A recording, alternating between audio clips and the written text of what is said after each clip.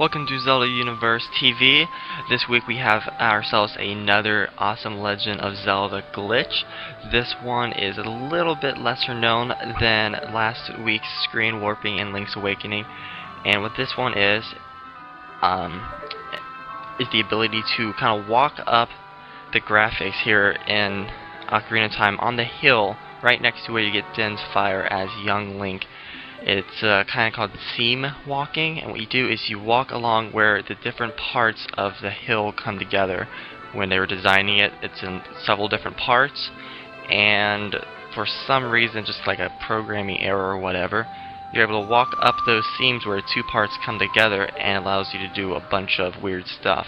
Now, it's very hard to do. What I'm trying to do here is align myself exactly with that seam. You can kind of see it. It's where the two pieces come together. It's kind of like you can see it pointed out in a jagged edge sort of way. And I'm trying to go very slowly, but it's very hard to do. So I haven't done this glitch in years, but I thought it would be a cool one to kind of pull out of my bag and see if I could get done. Now, it's hard to do because, I mean, you have to line yourself up precisely with it. If you step off even remotely in the wrong direction, then it will knock Link right off and you'll be right back down at the bottom of the hill. And as you can see on the ground, there are these lines forming into like the angle right there, and that's kind of what we're trying to get up on. Those lines are what are called the seams.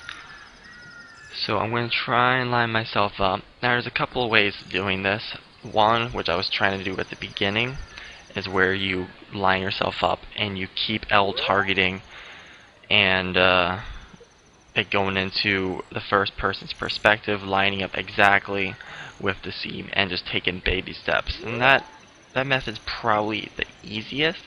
What I'm going to try and do instead is just to get myself at that good angle. I mean, you can tell if you have that angle. It's just pretty obvious, and you can just run straight up in one quick motion.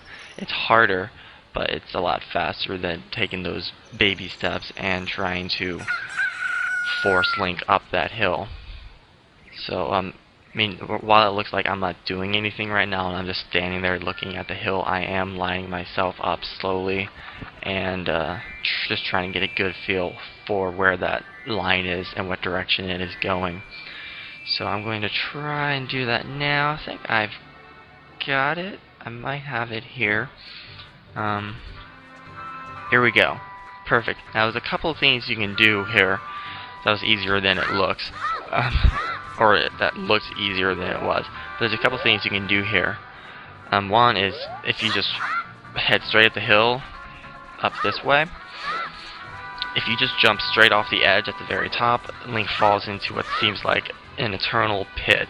He just falls for a very long time, and he will eventually spawn out of it, kind of like when you fall off into a cliff in one of the dungeons like the Spirit Temple. But you do fall for a lot longer of a time. But I'm going to try and do something that I've never done before, and that is to get inside of Hyrule Castle. I've never done this before, but I've heard about it, so I decided I would give you guys a little bit something special. And to do that, what you do is you walk all the way to the end here, closest to the castle, and what you want to do is, again, it's like seam walking, and you just get exactly on that edge right at the top here, where you can barely stand at all. If like I take one more step, I'm going to be off and falling and have to restart the entire thing. But what you want to do is walk all the way to the edge closest to the castle. I mean, Link's foot is hanging over, like there's no room at all for a mistake, so you gotta like line this up and be very perfect. And what happens when you do this is Link actually jumps, and instead of just doing that eternal fall and spawning, he lands kind of inside of a glitched Hyrule Castle that is filled with water, so you can swim around inside of the castle. It's just kind of an interesting thing to see what the castle looks like and all the textures and polygons that went into making the castle's outward appearance that you see. Here we go. it's interesting. I mean, you can't use any of your items because, I mean, you're in the water and everything, but you can just look up and you're underneath the castle inside of it, and it's just filled with water. The water is probably there because of the stream in the moat, but that's pretty much it to this glitch. It's pretty tricky to do, but once you do master it, it's a lot of fun to see what the different possibilities are.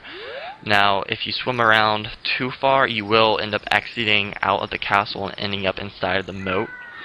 As you see, you can dive under and just swim around, but I'm going to go ahead and exit and end up in the moat, and if you want to redo it, you have to go all the way back, start over. But anyways, thanks for watching this glitch. I hope you guys have found this one interesting. I know this is definitely my favorite in the glitch in the Zelda series. So stay tuned for next week's Legend of Zelda glitch video, brought to you by Noah Glazer of the Hidden Triforce, and don't forget to check out all the Zelda Universe's TV's videos. They have a lot of great stuff. So until next time, have a great one.